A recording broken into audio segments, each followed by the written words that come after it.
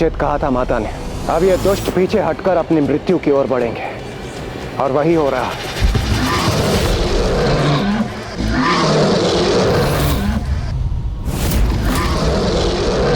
कीचड़ के समान भीरू मत बनो, आगे बढ़ो। देखो, है तो ये तुच्छ नारी ही, तुम्हें तनिक भी शक्ति नहीं पहुंचा पाएंगी मेरे महायोद्धाओं।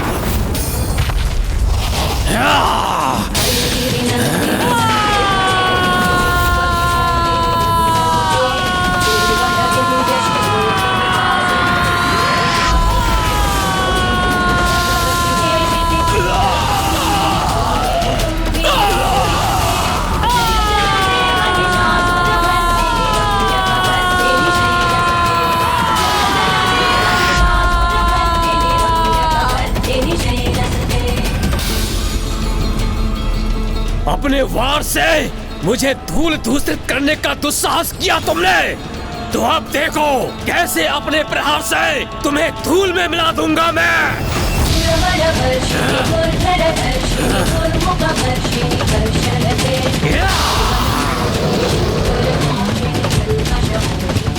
वो तो तुम तब करोगे ना दुष्ट, जब मैं तुम्हें प्रहार करने का अवसर दूंगी।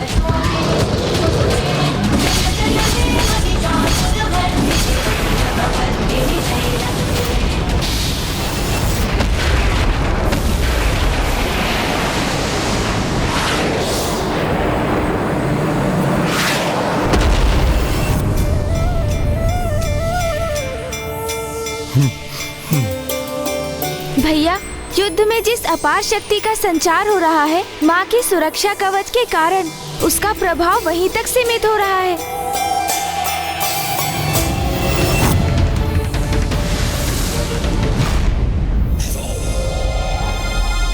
धिक्कार है इस असुर महायोद्धाओं को, एक तुच्छ नारी को रोकने में असमर्थ हो रहे हैं ये।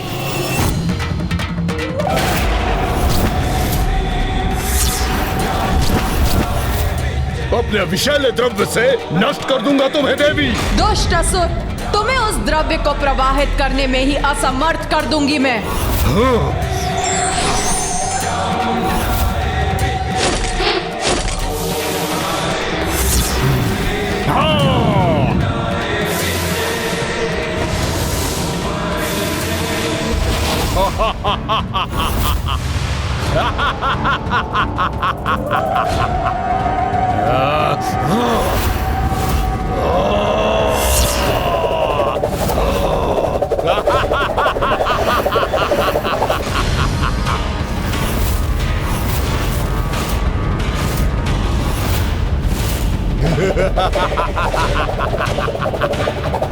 इतनी तीव्र गति से अपने दोनों मुख गतिमान करूंगा मैं कि तुम लक्ष्य साध नहीं सकोगी, किंतु मैं अपने घातक द्रव्य से तुम्हें भस्म करूंगा।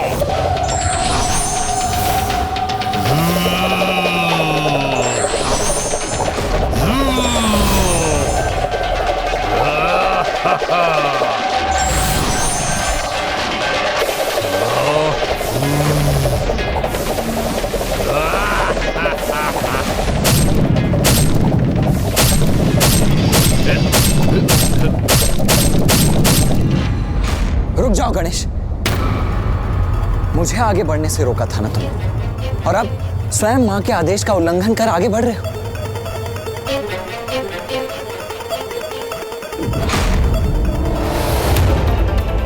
नहीं भैया, माँ का आदेश तो मैं कदापि नहीं भूला, किंतु हम इन दुष्टों के वध के उपाय माँ को बताना अवश्य भूल गए हैं।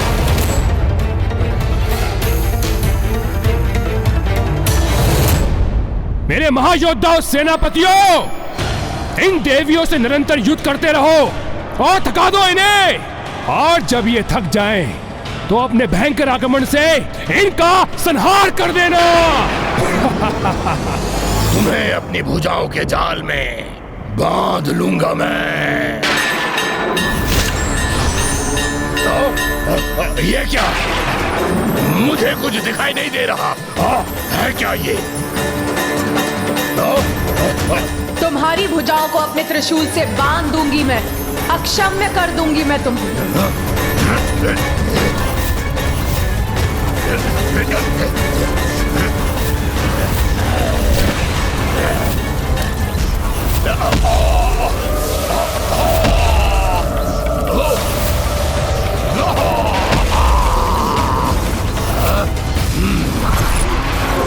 तुमने मुझे बांधा तो अवश्य है देवी, किंतु अभी भी मेरी ये भुजा शेष है।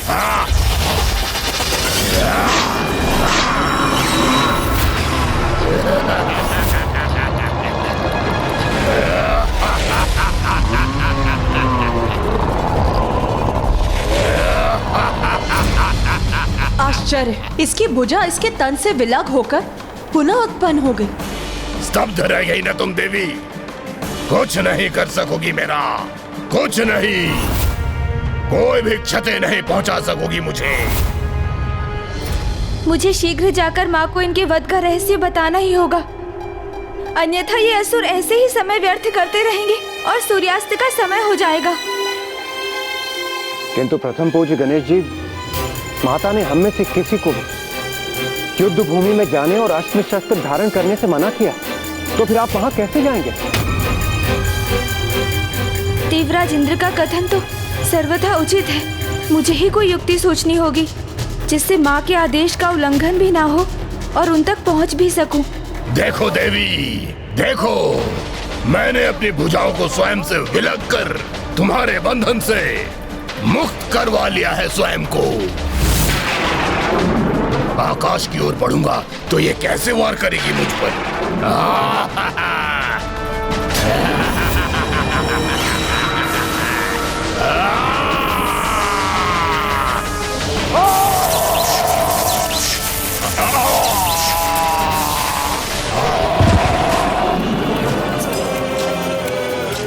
ये देवियां, ये तुच्छ नारियां मेरे महायोद्धाओं पर भारी कैसे पड़ रही हैं? नारी की शक्ति का उचित परिचय प्राप्त हो रहा है इन दुष्टों को, ज्ञात हो रहा है इन्हें। नारी का अपमान समाज और व्यक्ति दोनों के विनाश का कारक बनता है।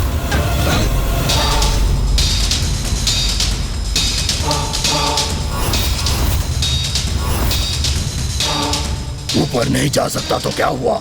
अब मेरी भुजाएं पुनः विकसित हो चुकी हैं, तो एक ही आक्रमण से अंत कर दूंगा इस देवी का।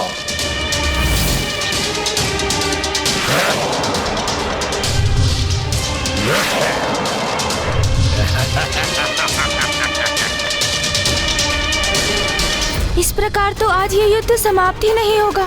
मुझे कोई तो मार्ग निकालना ही होगा। मेरी देश सेना का कोई भी सदस्य युद्ध करने के लिए आगे नहीं बढ़ेगा और ना ही अस्त्र उठाएगा।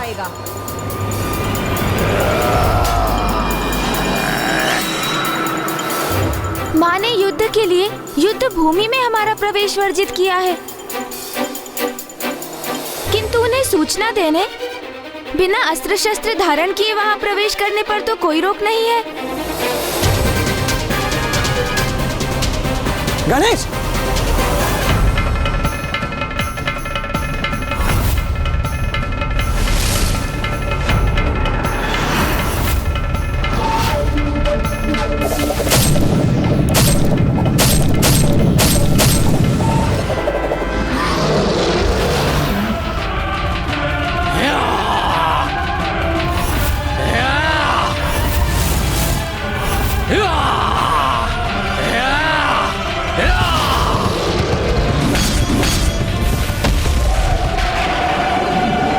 मुझे शीघ्र माताओं तक पहुंचना होगा।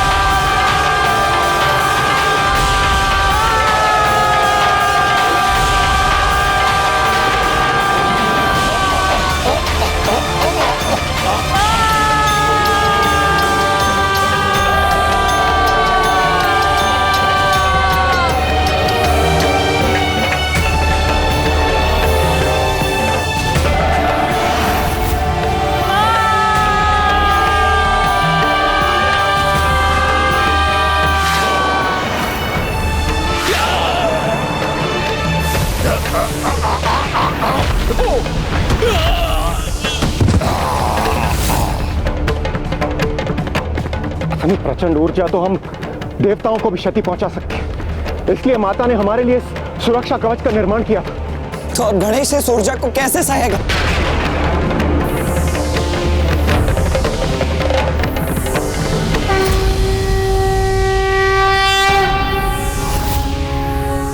माँ का आंचल ही मेरी रक्षा करेगा।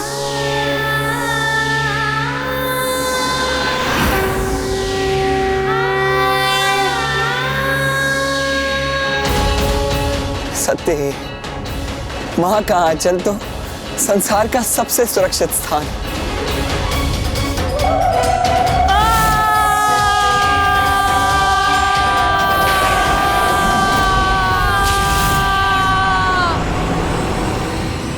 उत्तम, अति उत्तम।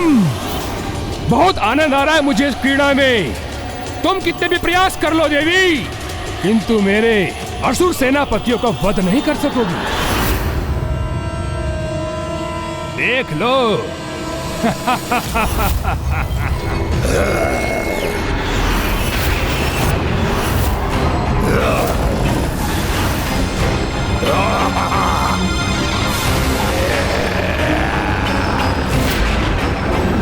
माता,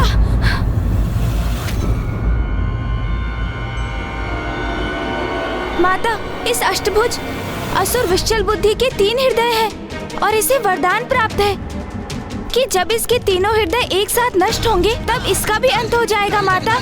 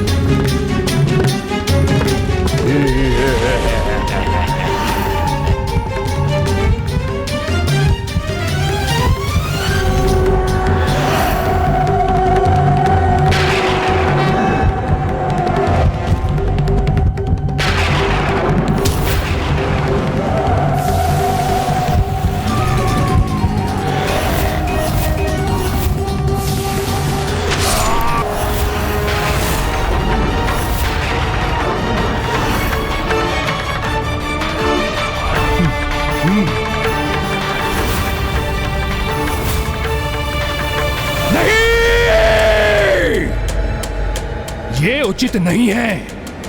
कैसे ज्ञात हुआ देवी को विशाल बुद्धि का भेद?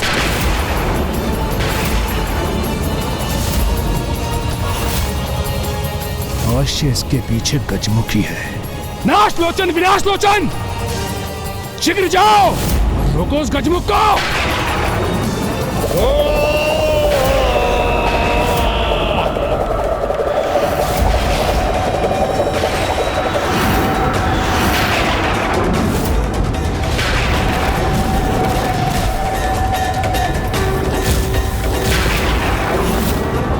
आगे नहीं बढ़ने देंगे हम गजमुख। अपने प्रहारों से यही रोक देंगे तुम्हें।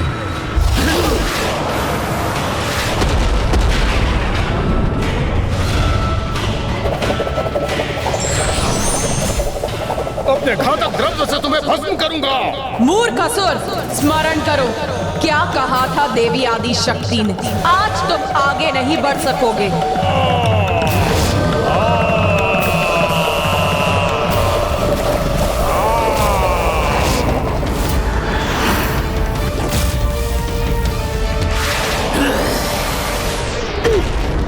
करूं मैं? क्योंकि मैंने तीव्र श्वास भी ली तो ये दूर जाकर गिरेंगे।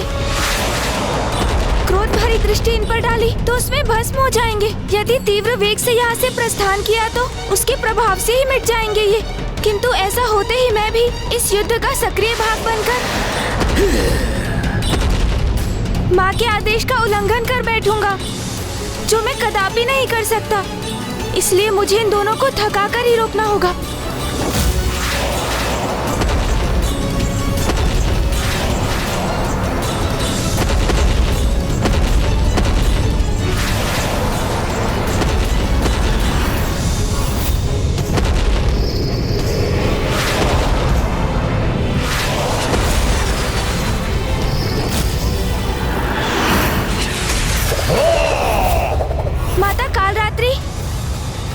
इस दुष्ट असुर दोमुखासुर का अंत तो तभी संभव होगा जब एक अस्त्र इसके एक मुख से भीतर प्रवेश करेगा और इसके दूसरे मुख को चीरकर बाहर निकलेगा।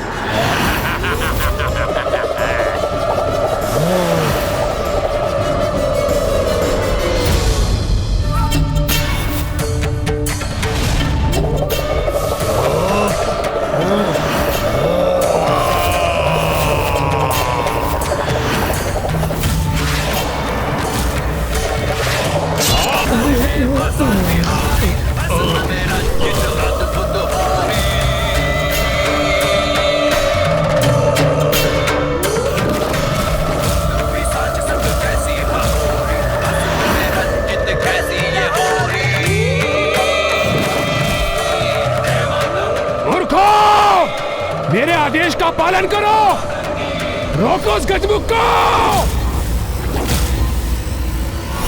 बस माता चंद्रघंटा तक सूचना पहुंचानी है मुझे और फिर मेरा कार्य संपन्न हो जाएगा। किंतु उसके लिए इन दोनों का ध्यान बटाने का कोई उपाय करना होगा मुझे।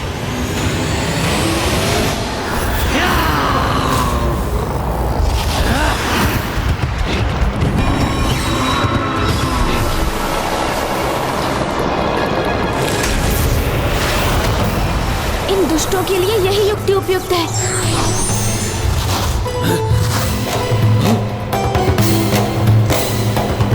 कहाँ अदृश्य हो गया वो गजमुख? शीघ्र उसे ढूंढकर हमें रोकना होगा, अन्यथा असुर सम्राट हम दोनों को नष्ट कर देंगे।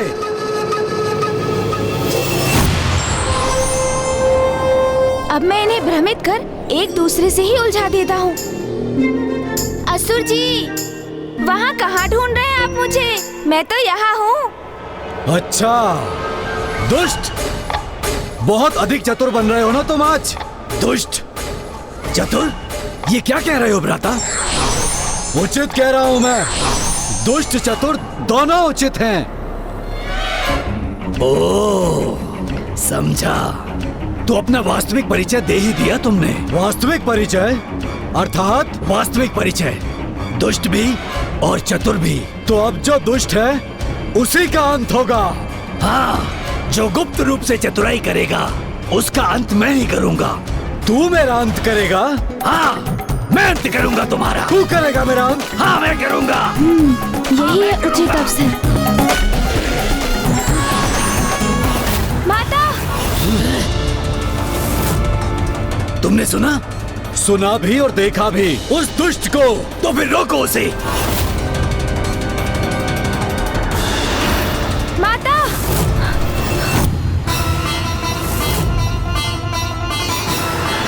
दुष्ट असुर, तुम्हारा अंत खींच लाया है तुम्हें यहाँ। माता!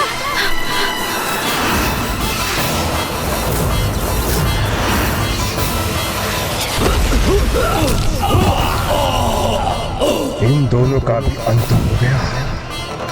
माता, उस दुष्ट अभेदी का अंत तभी हो सकता है जब आप उसे कीचड़ में डुबाकर उस पर प्रहार करेंगी माता चंद्रघंटा। धन्यवाद पुत्र गणेश।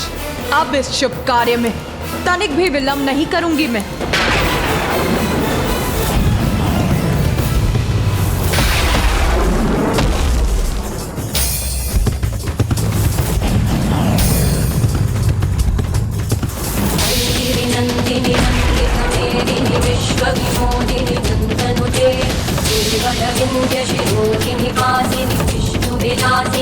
मुझे कुछ करना होगा।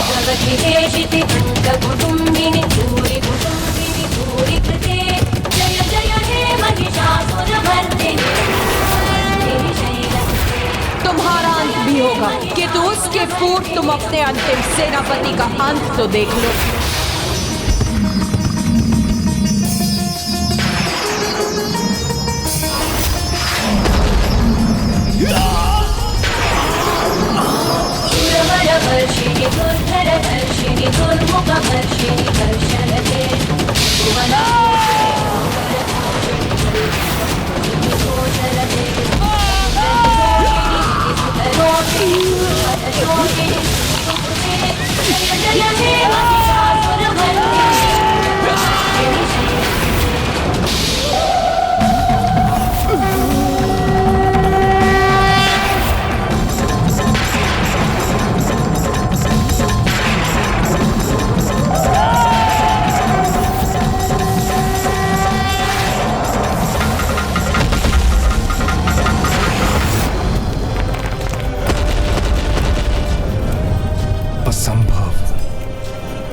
मेरे महायोद्धाओं का अंत हो गया।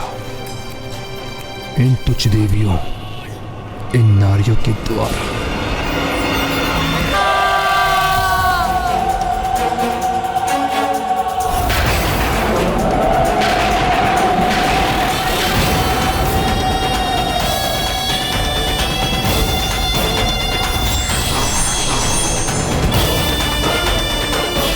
कहा था ना मैंने, ये तीनों पीछे हटकर अपने काल से भेंट करेंगे। और अब तुम्हें भी तुम्हारे काल तक पहुंचने का समय आ गया है दुष्ट दुर्गमासुर। शत्रु को पराजित करने के लिए सर्वप्रथम उसका मनोबल भंग किया जाता है। मुझसे भूल हो गई।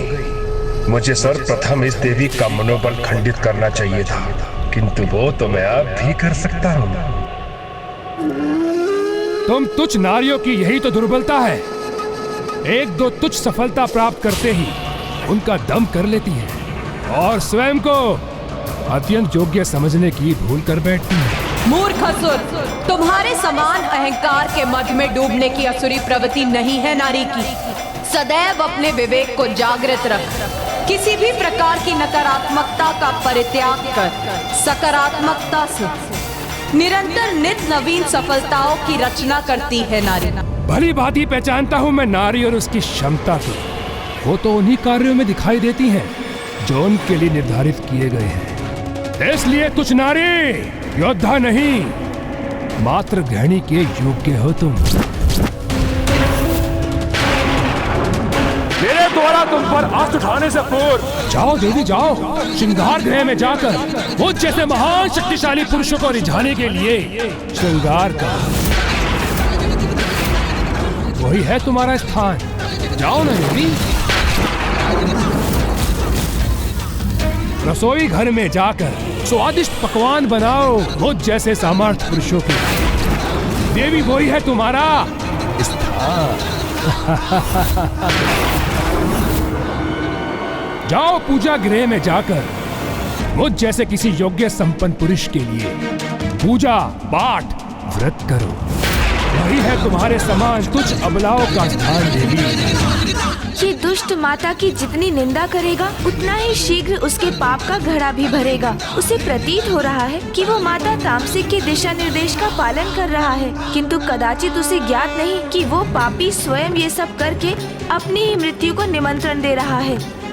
जो जन्म दात्री उसे तुच्छ मानते हो तुम मूर्ख, और उसे सीमा में बांधकर उसके लिए उचित अनुचित स्थान निर्धारित करना चाहते हो। मूर्ख अज्ञानी, भगवान के अवतार भी नारी की कोख से ही जन्म लेते हैं, और तुम जैसे दुष्ट अधर्मी सभी चराचर जीव सभी नारी की ही संतान।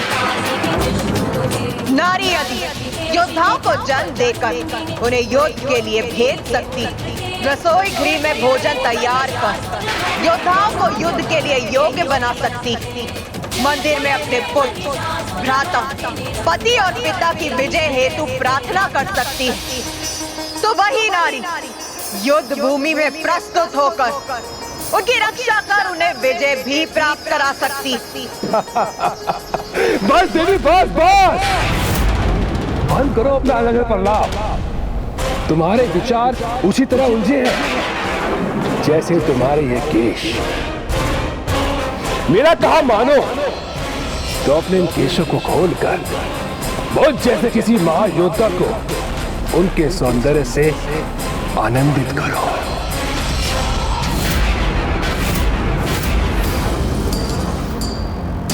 आनंद की प्राप्ति तो ज्ञान से ही संभव है मूर्ख।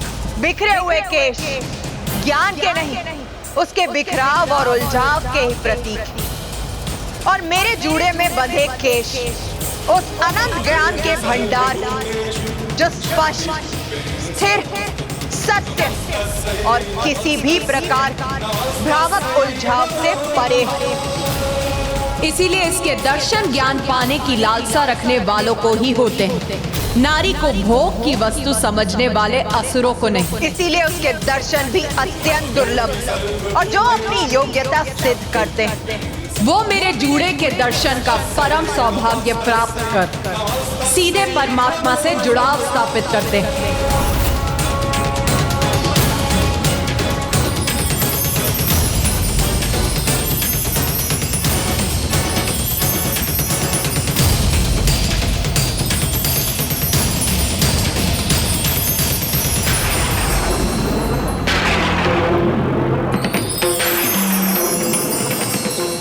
तुम्हारे निरर्थक शब्दों का मुझ पर कोई प्रभाव नहीं हो रहा है देवी, क्योंकि मुझे तो तुम्हारे लाल होठ ही दिखाई दे रहे हैं। मानो तुम्हारे मुख में तांबुल हो।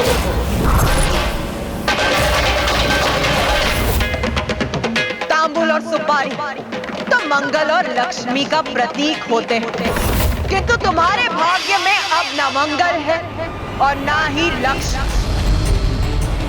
उचित कहा था माता तामसिक ने, मनोबल खंडित होगा तो इस देवी का क्रोध जागृत होगा, जिससे ये उत्तेजित होकर कोई ना कोई भूल अवश्य करेगी। इसलिए मुझे अभी नहीं रुकना चाहिए, इसके लिए और अपमानजनक शब्दों का प्रयोग करना चाहिए।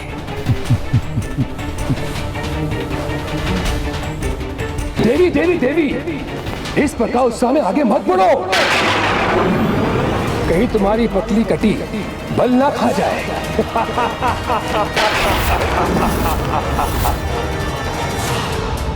नारी की पतली कटी उसके उत्तम प्रजनन शक्ति की प्रतीक, और मैं तो समस्त संसार की जननी हूं। इसीलिए मेरी कटी की चिंता तुम मत करो मूर्ख, वो तो अति सक्षम, उसे कोई क्षति नहीं पहुंचेगी। क्षति तो अब तुम्हें पहुंचेगी मूर्ख। खंडित यदि कुछ होगा तो वो तुम्हारा अहंकार, दुष्ट दुर्गमासुर। अहंकार तो भी तुम्हारे मुख पर झलक रहा है देवी, तभी तो इस युद्ध भूमि में लोक कवच नहीं अपितु स्वर्ण आभूषण धारण करके आई हो तुम। तुझ नारी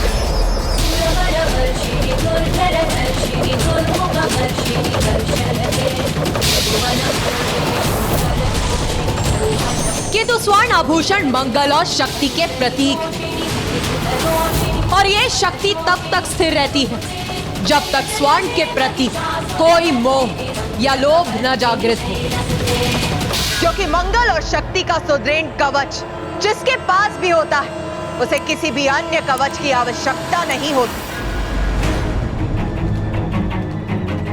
लाल वस्त्रों का ये सौंदर्य धारण कर तुम ये कह रही हो कि तुम्हें किसी कवच की आवश्यकता नहीं। किंतु तुम भूल रही हो नारी कि युद्ध भूमि में लाल वस्त्र पहनकर नहीं आया जाता। वस्त्र तो यहाँ लाल होते हैं शत्रुओं के लहू से।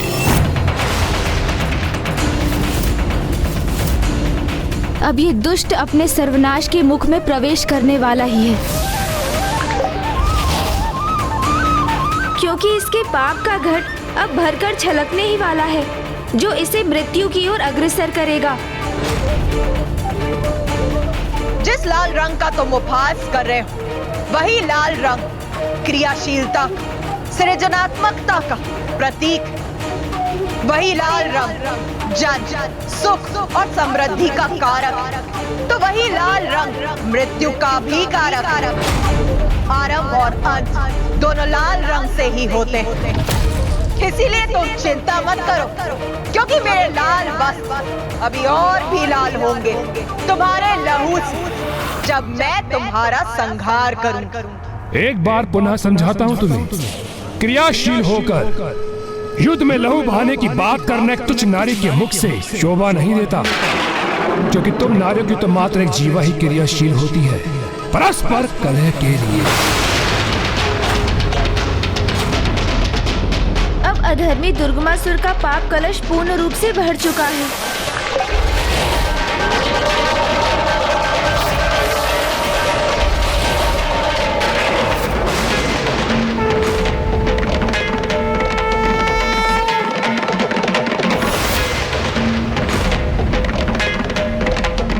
सेवा ही करने आई हूं मैं यहाँ, नियति की सेवा, तुम जैसे पापी का नाश कर।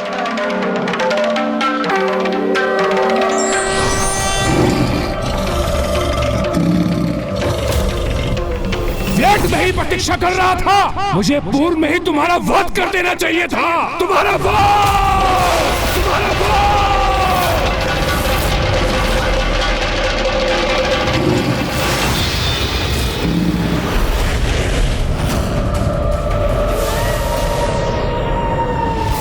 ये कैसा से स्वरूप दिखाई दे रहा है इस दुष्ट दुर्गमासुर का। अधर्म देवराज, अधर्म और पापों का अंधकार है ये, जिससे सभी को दूर रहना चाहिए। किंतु उस दुष्ट ने तो संपूर्ण जीवन पाप कर्मों को अपना आभूषण माना है। दुराचार करने की प्रवृत्ति को वस्त्र के समान धारण किया। इसलिए अब इसके पापों की गागर फूटने पर ये उसके अंतर की कालिमा ही है, जो उसके स्याह स्वरूप से हमारे समक्ष प्रकट हुई है। क्या हुआ? प्रतीत होता है मेरे वास्तविक शक्तिशाली स्वरूप के दर्शन पाकर स्तब्ध रह गई ना। चलो साहस जुटाओ, युद्ध करो मुझसे, मुझे परास्त करो।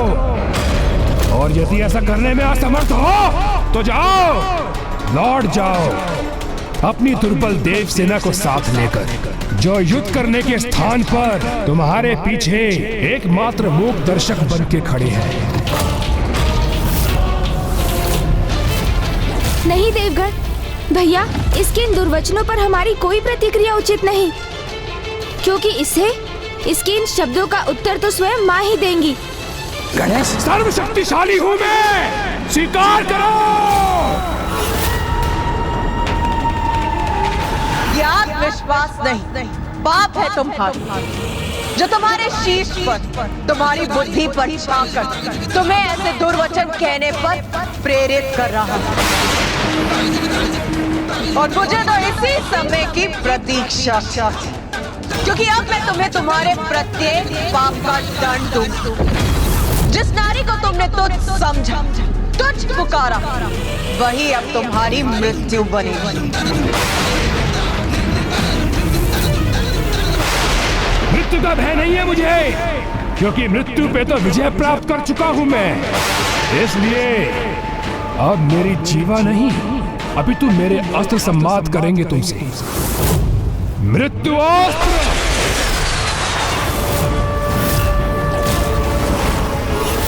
लो मेरे इस प्रहार को संभालो।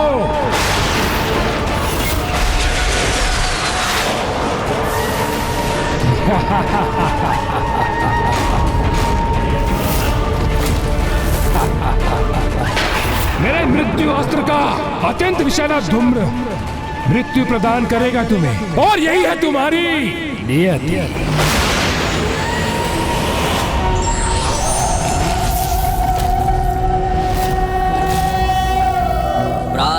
महाविद्या माता धूमावती कलिकया जापमाला जयंती मध्याह्ने प्रौढ़रूपा विकसित वदना चारुनेत्रा निशायां संध्यायां तृप्तरूपा गलित कुचयुगा मुंडमालां वहन्ति स देवी देवदेवी त्रिभुवन जननी कालोकपातु युष्मा।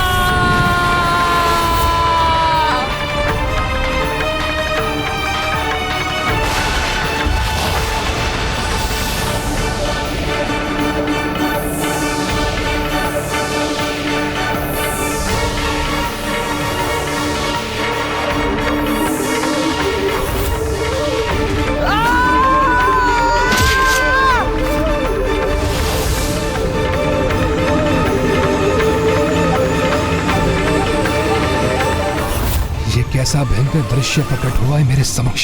ये सत्य नहीं हो सकता।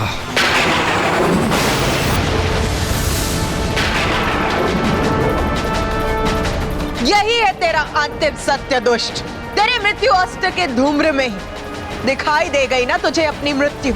नहीं, ये मेरी मृत्यु नहीं, कोई माया है तुम्हारी जिससे तुम मेरा मनोबल तोड़कर युद्ध में पराजित होने के स्थान पर तुम मुझे ही मेरे मन में पराजित करने का प्रयास कर रही हो। किंतु मैं ऐसा कदापि नहीं होने दूंगा। मेरे आसुरी अस्त्र तुम पर विफल हुए तो क्या हुआ, किंतु अपने दैविक अस्त्र का प्रयोग कर तुम्हारा संहार अवश्य करूंगा।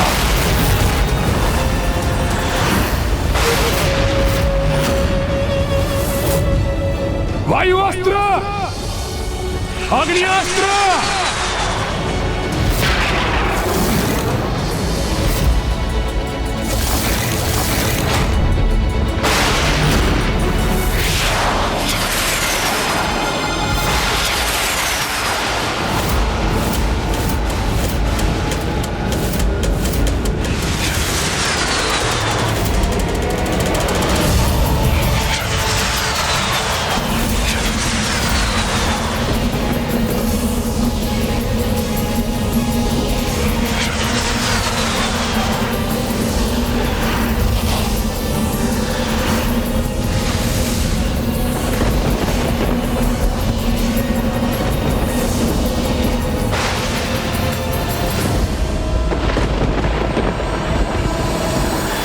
सभी देवी देवी कवच से सुरक्षित हैं, किंतु इन देवास्त्रों की संहारक ऊर्जा तो हमारे लिए और संपूर्ण सृष्टि के लिए भी संहारक सिद्ध हो सकती थी।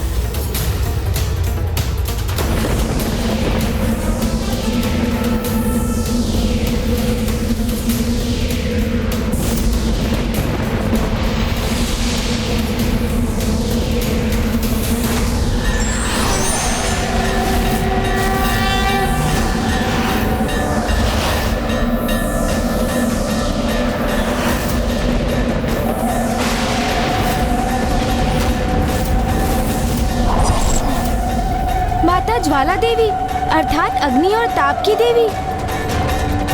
माता काली तो ऊर्जा के समस्त स्रोतों की नियंत्रक है।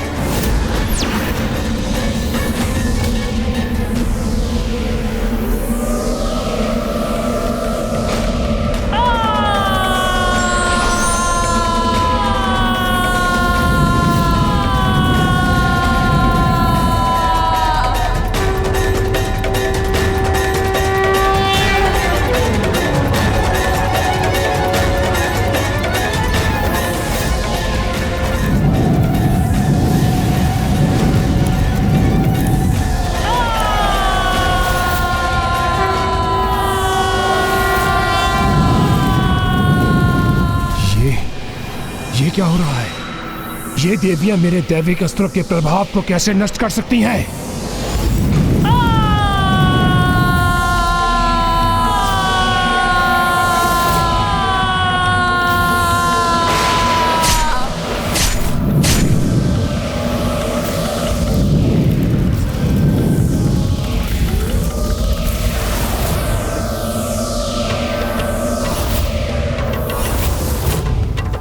ये तो माता ज्वाला ही है जो अग्नि अस्त्र को अपने उदर में समाहित कर उसे शांत कर सकती है।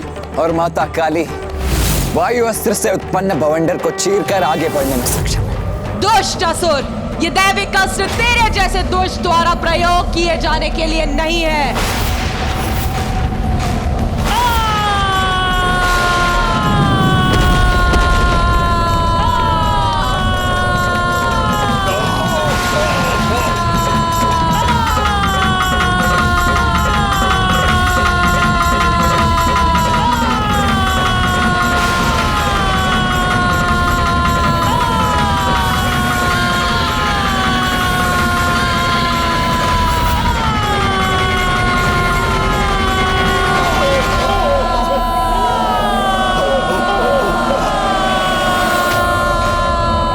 मेरी आसुरी ढाल मेरा कवच बनकर मेरी रक्षा करेगी।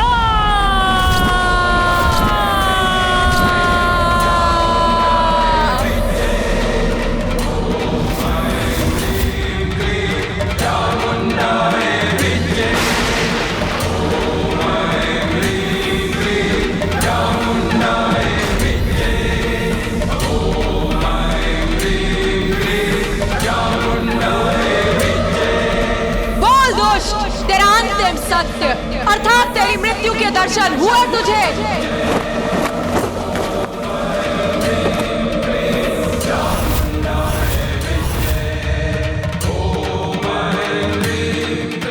ये थी वायु की वास्तविक शक्ति। अब देख ज्वाला की शक्ति क्या करती है तेरे साथ।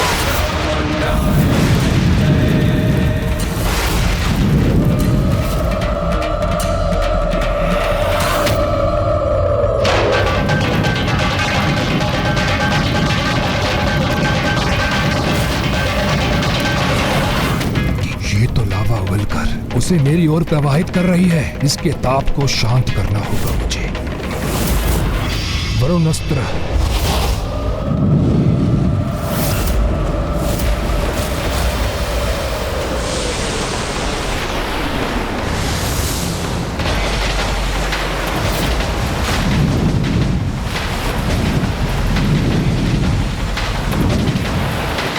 माता से युद्ध करने के लिए वो अधर्मी दुर्गमासुर वैदिक अस्त्रों का प्रयोग कर रहा है। पहले उसने वायु और अग्नि अस्त्र का प्रयोग किया, अब वो दुष्ट लावा से रक्षित होने के लिए वरुणास्त्र का प्रयोग कर रहा है।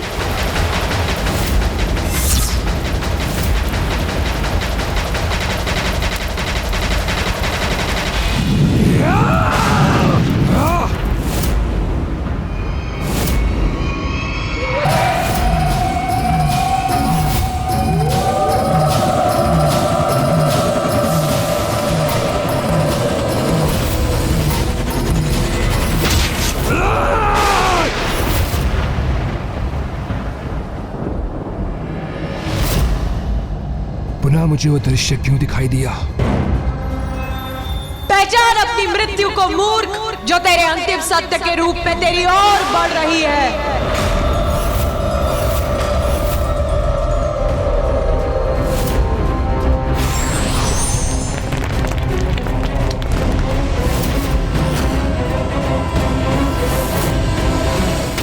तुम्हारा काल अपना मुख खोले, तुम तक पहुंचने ही वाला है। इसका आभास हुआ तुम्हें दुर्गमासुर? नहीं, असंभव है मेरी मृत्यु। मैं अजय था, अजय हूँ और अजय रहूंगा। दुर्गमासुर हूँ मैं, दुर्गमासुर, दुर्गमासुर।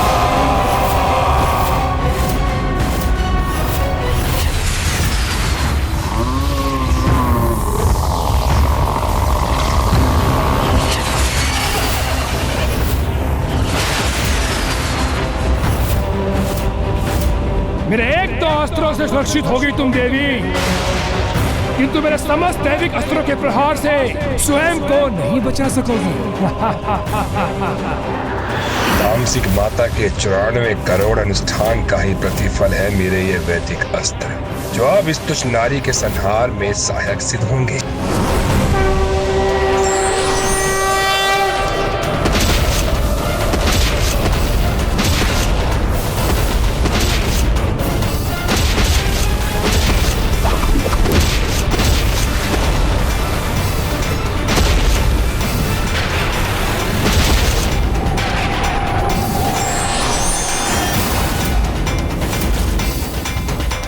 विश्वास नहीं होता, इन 9 देवियों ने उत्पन्न होकर मेरे समस्त दैविक अस्त्र नष्ट कर दिए।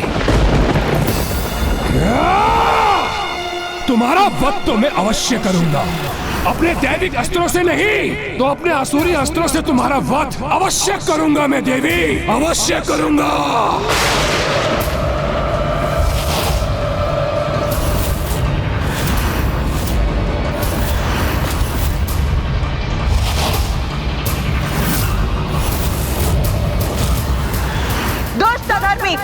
लो अब सामना करो धर्म की शक्ति का।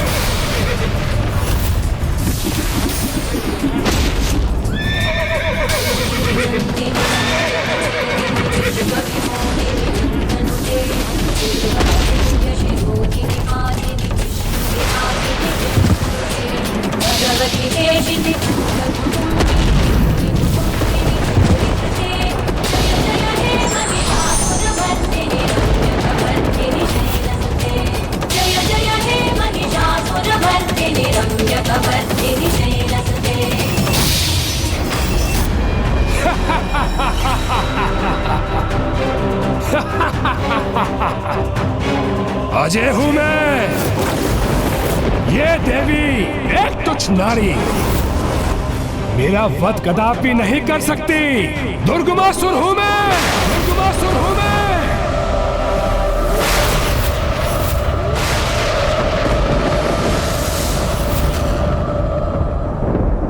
ये क्या? मेरा शीश मेरे तन से विलग होकर नीचे गिरा हुआ है। क्या दुष्ट, अपनी मृत्यु दिखाई दी तुम्हें?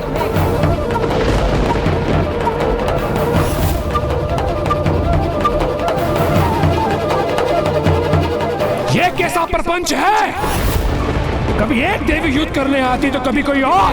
तुमने घोषणा की थी कि तुम स्वयं युद्ध करने आओगी, तो फिर ये अनेक देवियां युद्ध में क्यों प्रस्तुत हो रही हैं? मूर्ख, मंद बुद्धि दुर्गमासुर, जिन्हें तुम अनेक कह रहे, वो सभी देवियां मुझसे ही उत्पन्न होती और मुझ में ही समाहित हो जाती। वो सभी देवियां मेरा ही रूप, एक ही। अच्छा, रूप।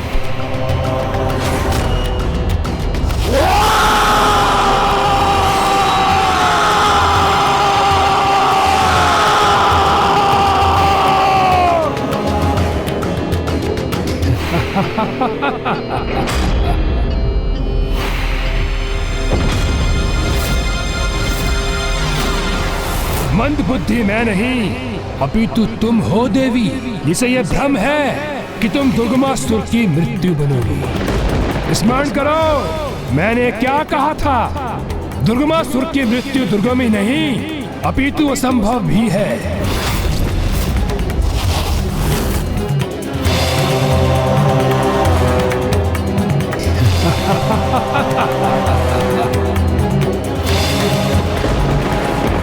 देखो मेरे सहस्त्र सशस्त्र हाथों को। जिस अनुष्ठान का सुझाव मुझे तुम्हारी एक सहयोगिनी से प्राप्त हुआ है, उसी से प्राप्त किए मैंने सहस्त्र हाथ। अब मैं देखता हूं मेरे प्रहार का सामना कैसे करोगी तुम। ये दुष्ट तो अभी भी समर्पण करने के लिए तैयार नहीं है। नहीं भैया, इस पर तो इसके दंभ का ही प्रभाव छाया है, जिसने इसकी बुद्धि को भ्रमित कर इसे वास्तविकता देखने और समझने में अक्षम कर दिया है।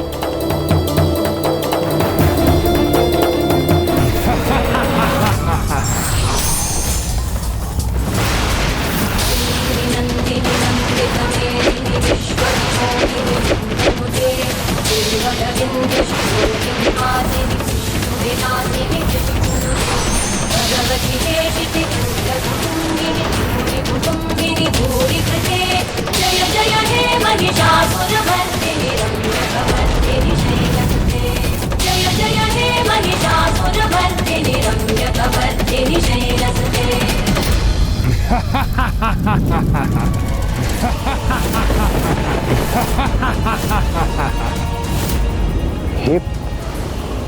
ये क्या हुआ?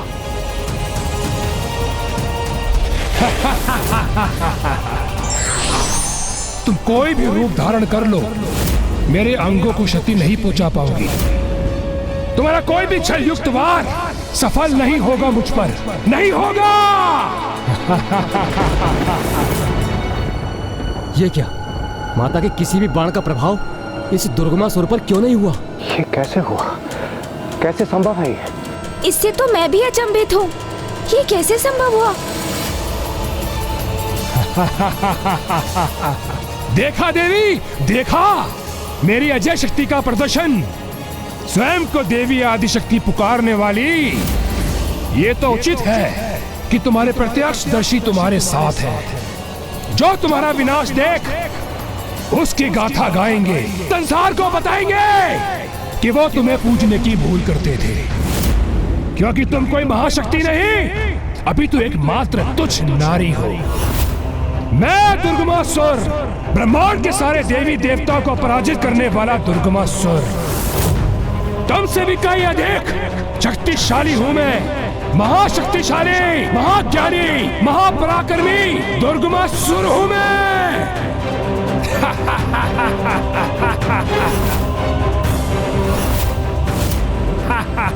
दुर्गमासुर हूं मैं, दुर्गमासुर हूं मैं। भैया, हमें स्वयं को शांत रखकर इस विकट परिस्थिति के समाधान का विचार करना चाहिए। भैया, अभी भी कुछ अवश्य है जो इस दुष्ट की सुरक्षा कर रहा है।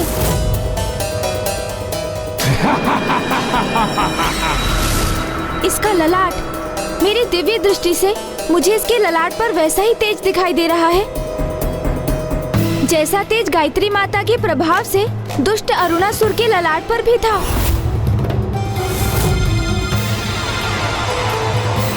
इसके भीतर भी ज्ञान संचित है, किंतु ये कैसे संभव है? ज्ञान की देवी वेद माता का हरण किया था इसने,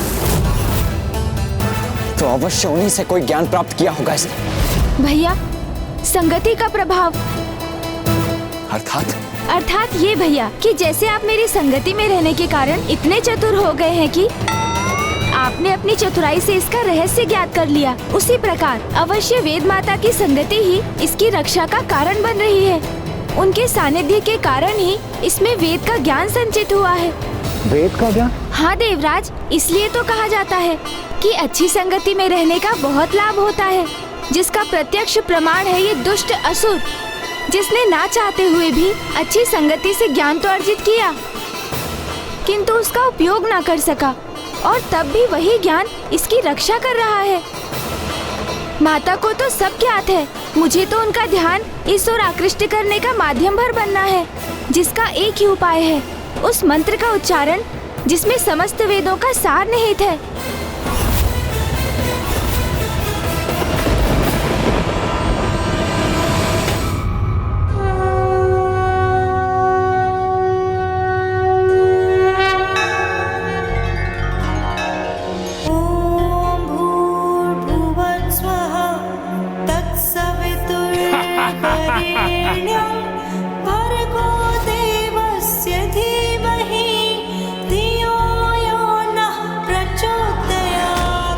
वेद माता का ज्ञान ही है जो इस असुर की रक्षा कर रहा है।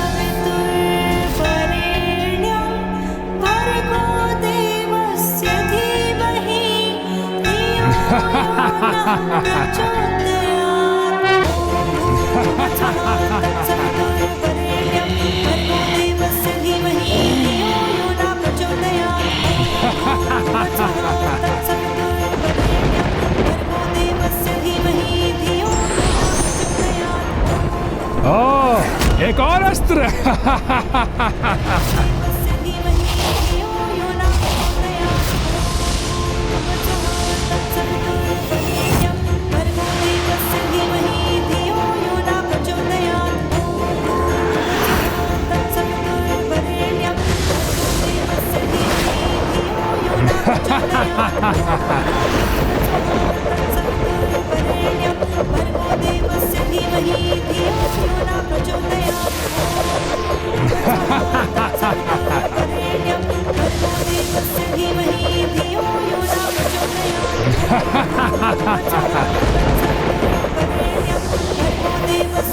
इस चक्र की ध्वनिन गति से मेरा मस्तिष्क भी अनियंत्रित हो रहा है।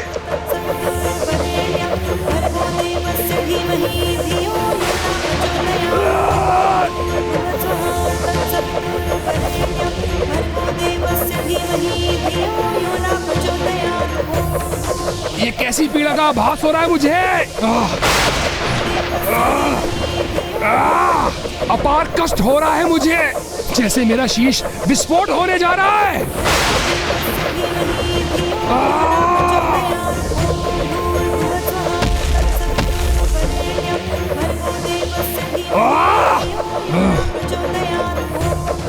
मेरे कर्ण से रक्त प्रवाहित हो रहा है।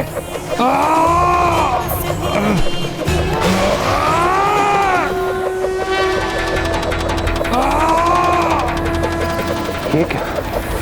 इस पापी दुर्गमासुर के शीश से ये उजला प्रकाश कैसे प्रकट हो रहा? यही वो ज्ञान है देवराज, जो इसे सुसंगति से दान में प्राप्त हुआ था। चारों वेदों का ज्ञान।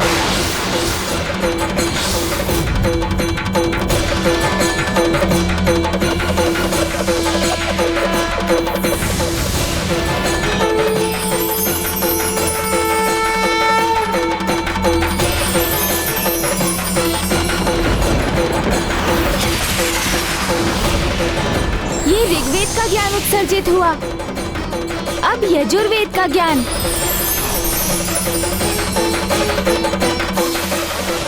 तत्पश्चात सामवेद का ज्ञान और अब अंततः अथर्ववेद का ज्ञान भी उत्सर्जित हो गया उसके मस्तिष्क से। इतनी सहजता से किसी को ज्ञान प्राप्ति नहीं होती, किंतु तुम्हें हो गई। बलपूर्वक तुमने जिनका हरण किया, वेद की उन्हीं देवी की संगति से तुम्हें इस धर्म के ज्ञान को पाने का सौभाग्य मिला। किंतु तुम्हारे भीतर की बुराई ने तुम्हारे ज्ञान को कभी बढ़ने नहीं दिया, किंतु धर्म के इस ज्ञान ने फिर भी तुम्हारा साथ दिया और कवच बनकर सदा तुम्हारी रक्षा की। यह है उचित ज्ञान का महत्व, जो तुम जैसे मूर्ख अधर्मी कभी नहीं समझ सकते। किंतु अब तुम्हारा ये कवच तुमसे छिन चुका है, इसलिए अब तुम अपने सर्वनाश के लिए तैयार हो जाओ दुष्ट दुर्गमासुर।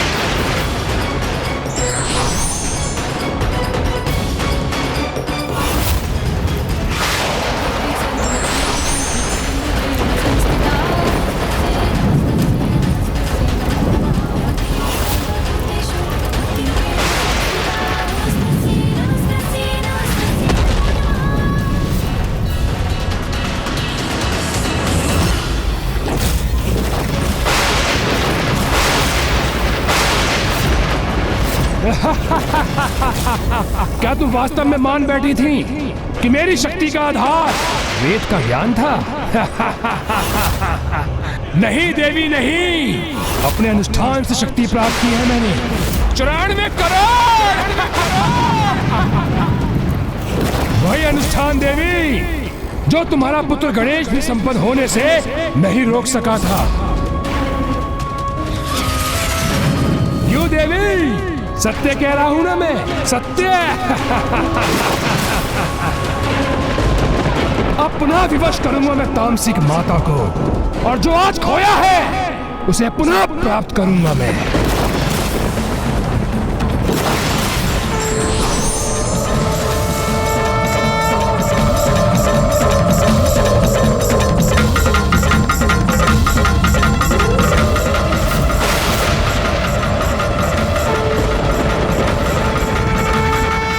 इसी माँ ने तुझे सुझाव दिया था, आज मृत्यु प्रदान करेगी। जिस दिन व्यक्ति पर निंदा छोड़ निज निंदा करना आरंभ कर देगा, उस दिन से उसका पतन नहीं अपितु उत्थान आरंभ हो जाएगा। धार्मिक वीडियो सबसे पहले देखने के लिए हमारे चैनल को सब्सक्राइब करें और बेल आइकन दबाएं।